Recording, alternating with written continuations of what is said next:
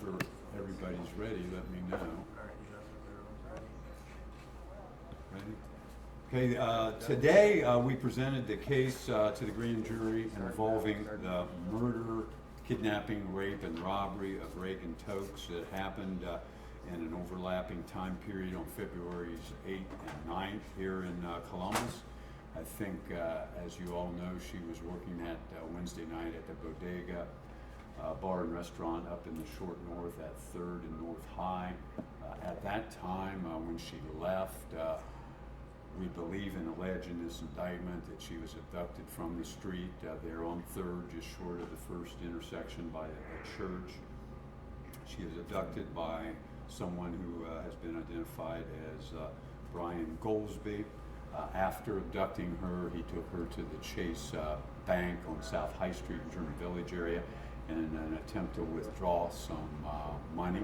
I have with me here today Detective Forney from the Grove City Police Department because after driving around here in Columbus, after several attempts to withdraw money and successfully withdrawing $60 from that same German Village ATM machine, after going down on farther and South High to a Huntington ATM machine, he raped her. He drove down to Grove City and at the Scioto Grove Metro Park entered the premises and was there by our accounts no more than 3 or 4 minutes, and her body was found the next day at 1 p.m. In the park, and she, per the coroner's office, the cause of death was 2 gunshot wounds to the head. Detective Forney and the Grove City Police Department, with all hands on deck, worked the case very hard and very quickly and identified Brian Golsby initially through the help of BCI. A cigarette was found in her abandoned car in the Near East Side, not far from where Golsby lived in a halfway house. A DNA hit obtained of Golsby, since he was a registered sex offender, enabled them to identify him and shortly thereafter arrest him, do a search warrant at the premises that he was residing, and interview him regarding the case. I think, as you all know, as a parolee and as a high-risk parolee, he was placed both in that halfway house and had an ankle monitor around his left ankle. That enabled Detective Forney and the Columbus Police Department robbery squad to follow his path over the period he was wearing it from about late this November of 2016 up until the time of his arrest in February after the Tokes homicide, and unsolved robberies in the German Village area that had occurred between the dates of January 24th and up until February 7th, the day before the murder. He was, through the investigation by CPD robbery, able to actually be placed at the precise location of each of those 6 robberies by the GPS device, and at least because his face was covered, there was difficulty getting him identified, but subsequently at least one witness, not a robbery victim I might add, was able to identify him by CPD robbery, and that was sufficient for us to request a grand jury, and they did, indict him on 6 counts of aggravated robbery as well as some related kidnapping counts associated with the aggravated robberies. Some of the robberies were done with, 2 of them done with a knife, one of them, I believe, done strong arm, and the balance done by handgun. Those 6 robberies were at 836 Bruck Street on January 24th, 574 South 18th Street on January 27th, on February 1st at 721 East Broad, February 2nd, 289 South Monroe, February 6th, 724 Mohawk, and February 7th, closer to Children's Hospital at Newberry and Carpenter Street. The investigation, both, as I say, by BCI with a quick hit on the cigarette, as well as the work of the entire Grove City Police Department enabled him to be identified and arrested, and then CPD robbery squad did the subsequent investigation on the robberies and did a great job comparing the coordinates on the GPS device with the precise location of the robbery and the precise time shortly before 911 calls were made. So it was that great work that enabled us to present that case to the grand jury today and return the indictment. You'll see that there are multiple counts of aggravated murder. That's a charging mechanism because there was an aggravated robbery, a rape, and a kidnapping. The aggravated murders all track that, in that the aggravated murders were in the course of those serious felonies. There was a separate count of prior calculation and design, in that there was deliberation and thought before the execution murder, and that accounts for count one, which is the prior calculation. Each of them have death penalty specifications based on the aggravated robbery, the rape, and the kidnapping, and a fourth death penalty specification based on the allegation that the murder was done to avoid apprehension, detection, prosecution, or punishment for the related serious felonies. The defendant did waive preliminary hearing, was bound over to a grand jury. He is scheduled currently for arraignment on Monday in common police court on the second floor, where arraignments are held at 1:30 in the afternoon. We have met with the victim's family shortly after the homicide, and I've been in contact with them on a number of occasions since then. They're aware of the indictment and the fact that we included death penalty specifications in the indictment. And at least I expect some of the family members to attend the arraignment on Monday. So I'm happy to answer any questions that you have that I'm allowed to answer, as you know, with it being a pending case. But I think most of the information that I relayed, both verbally and in the press release, or the information already out there publicly. Lisa? Even before the murder, going to those German Village attacks, is anyone monitoring this ankle monitor in real time? Obviously, that was a high-profile case, and there were 6 attacks. Yeah, as I understand it, there are enough people on ankle monitoring, at least with the State Department of Rehabilitation and Correction, that they do not monitor in real time. People that are on an ankle monitor, that would be, from a resource standpoint, something they're unable to do. So I understand that they don't monitor the movements in real time.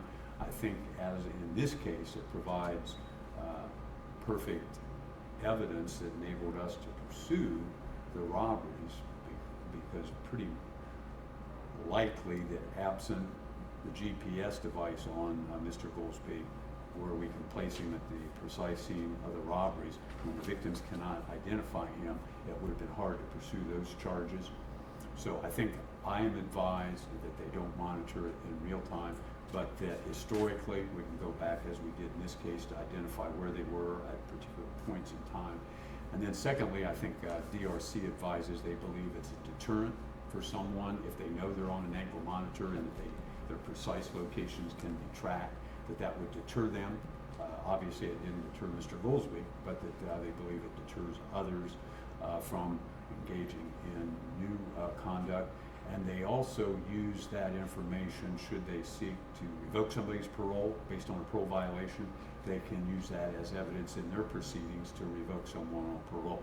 But at least I'm advised that they don't intend, in this or any other case, that someone on an ankle monitor be tracked in real time.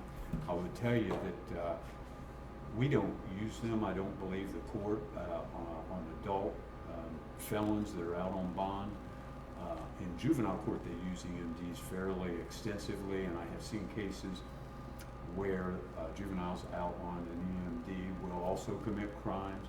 and I understand they don't monitor those either in real time, but I have seen cases. I'm thinking of the shooting up in Linden that Mr. Lowe and Dennis Hogan handled, where someone out on an EMD, that sometimes they can be set that if they're supposed to be confined to the house, if they get more than 50 feet from the house, that it somehow gives a notice that they are farther from the location they're supposed to stay at all the time. That's difficult when people are permitted, as they were in that Linden case, to go to school and other places. But I think there are ways to set them up to control where they're supposed to be at certain hours, but that wasn't the kind that Mr. Golsby was on. Is there any indication?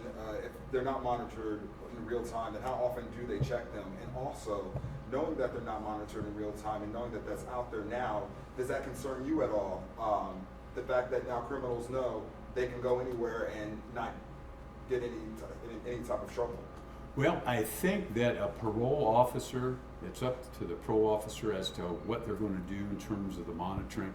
I was talking in general terms what I understood from DRC, and I obviously am not their spokesman and supposed to be, precise that you may want to check with them.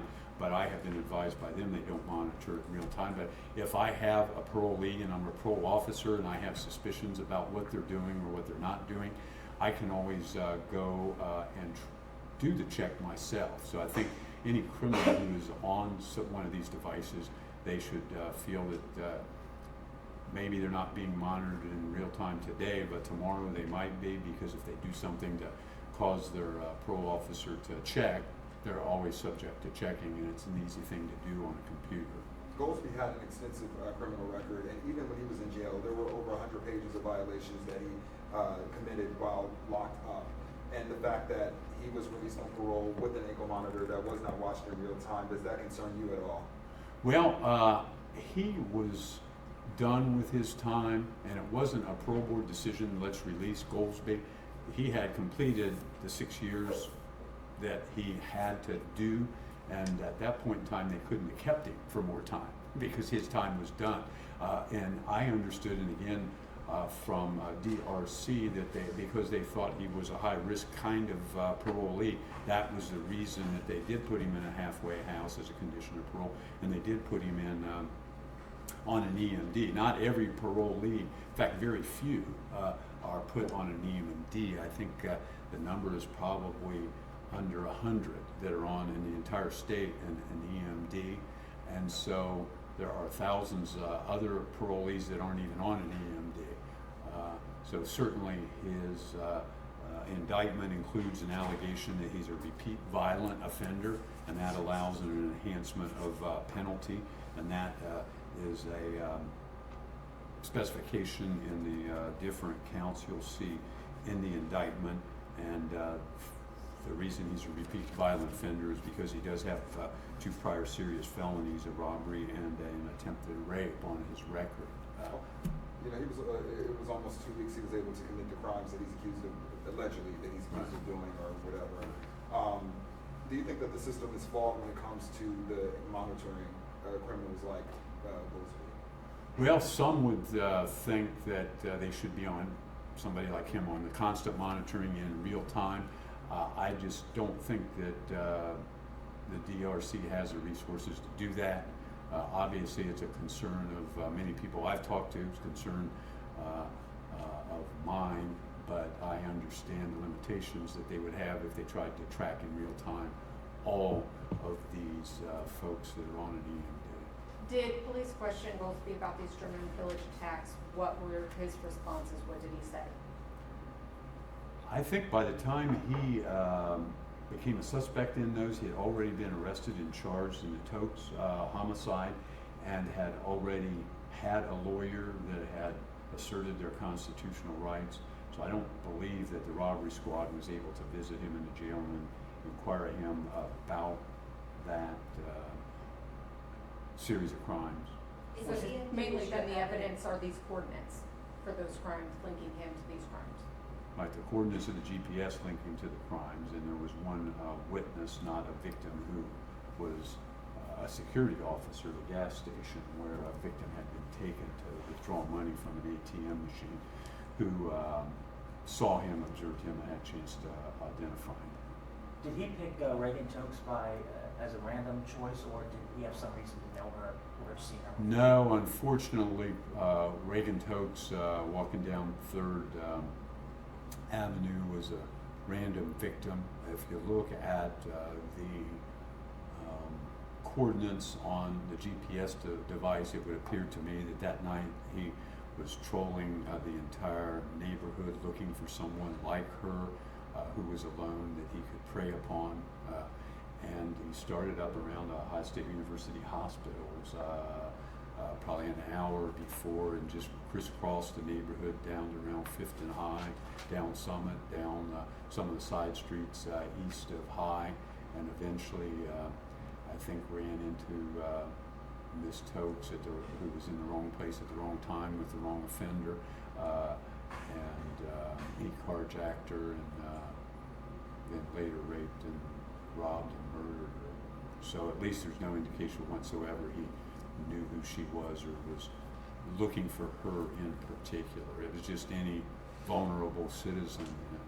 And you said that he was only at the park for 3 or 4 minutes. Do we know where the rape occurred? We can look at the GPS device and make some informed beliefs, but I don't think I would say at this time what those are. What is the message to the people in German Village now that this information is out there? Do you have anything to say to them?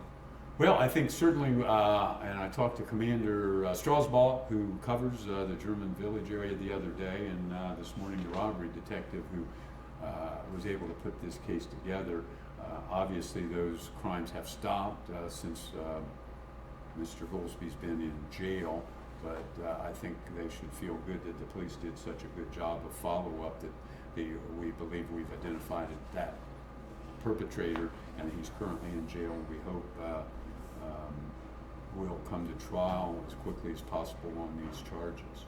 On this particular EMD, because apparently there's many different types and have many different settings, how frequently was it pushing or alerting updated information? What is the range? I can talk a little bit about the specific GPS monitor that he had on that night. Sure, the GPS actually would send out a signal once every minute and would list the location. The location would indicate how fast he was moving. If he was in a car, for example, it might show 25 miles an hour. If he was walking, it might show 3 miles an hour. If he was running, it might show 8 miles an hour.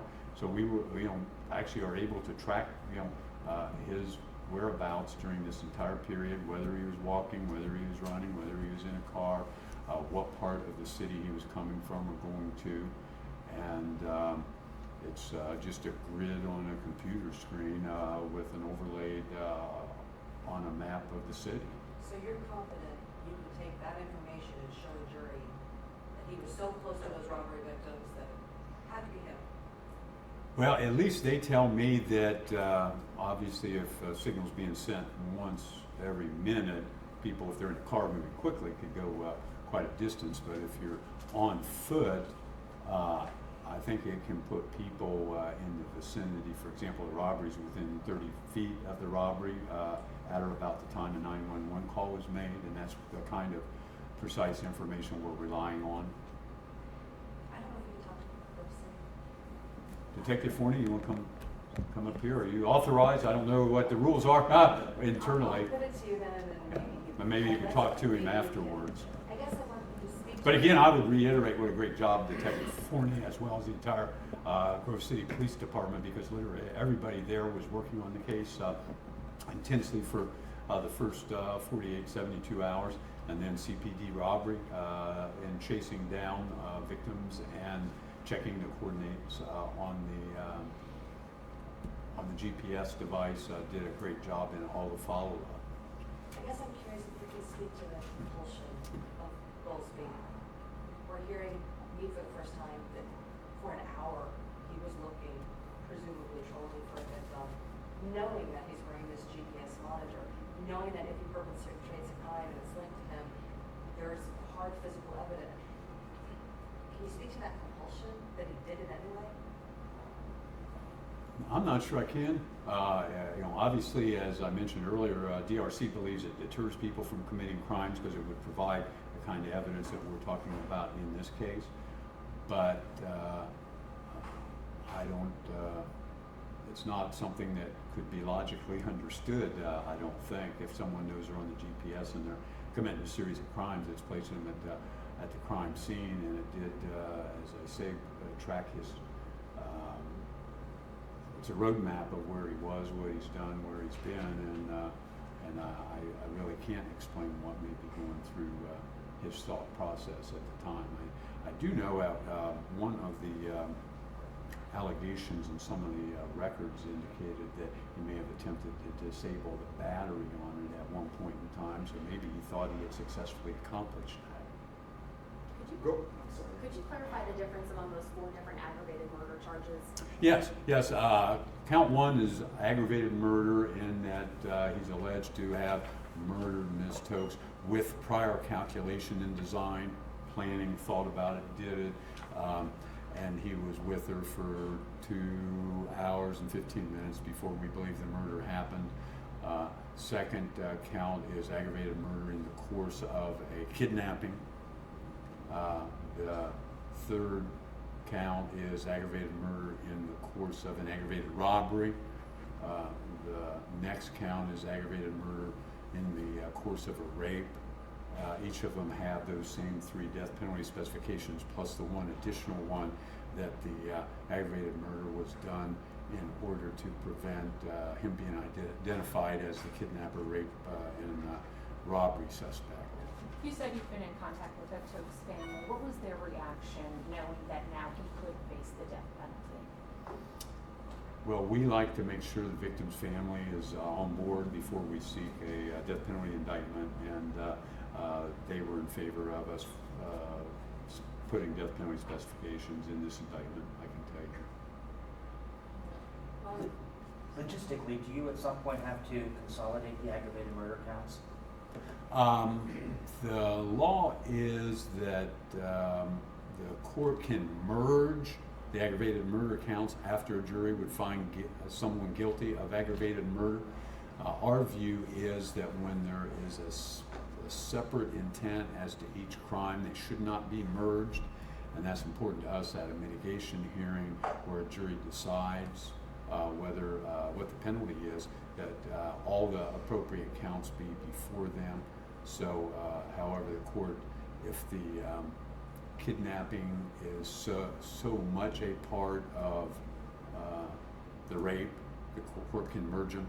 Here we believe they were separated both in time and distance, and so we would argue if there is a time when we have to elect or argue against merger, we would argue that there's a separate intent illustrated by time and distance between the 2 crimes.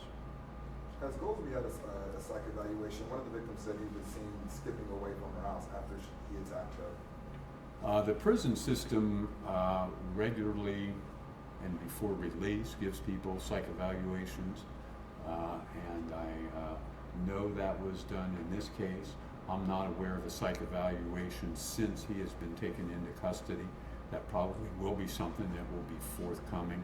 Do you know the results of when he was released? Well, I don't think there were results. It was just their typical exam. Do you know when he tried to disassemble his ankle monitor, and do you know when he was scheduled to get it off? His dad told me it was supposed to be fairly soon. I do not know the answer to either of those. I do know I saw that, some of the records in discussing his conduct or misconduct during his time at the halfway house referenced an attempt to disable the battery on it, but I don't know when. He was cited 3 different times by his parole officer for GPS violations, just living at places he wasn't supposed to be, being places he wasn't supposed to be, 3 times. Do you know of any kind of punishment that resulted from that? I am not aware of any. I think that is generally up to the parole officer to decide what sanctions to impose or seek, and I don't know what was done or not done. Other questions? Do you have a sense from that GPS, it sounds like you have a pretty good idea of where she was abducted, where she was when that happened. Where specifically was that? You said on 3rd? No, yeah, I think it was on 3rd at the 1st Street East there. There's a church on the corner. I think she was parked right there on 3rd, adjacent to that church. That was my next question. So she was abducted very close to where her car was? Yeah, That's the I believe so. And is the last German Village attack, am I right, that it was on February 7th? 7th, that But was the murder very- happened on the 8th? Are these women in German Village, are they lucky they didn't see the same fate here? I think you're right. And about what time was he at the park? 11:55 to 12:02. And she was abducted, we believe, at 9:45 or 9:43 p.m. So is it your belief he was only at the park just to get rid of the body? Or to commit the homicide himself. So it's not clear yet if he actually killed her at the park or he simply drove her body there? That's not clear yet, right? Or do you know for sure? I believe she was killed at the park.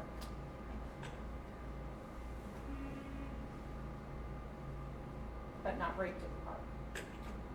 Correct.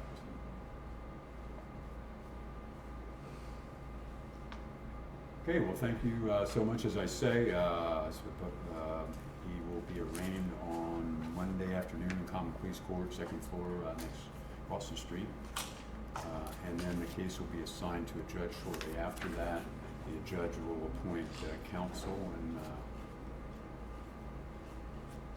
the case will start moving forward. Good, thank you. Okay. Thank you. Thank you. That'll be determined on Monday. And I don't know if Detective Forney will be willing to talk to folks. I think probably not for quotation. Did you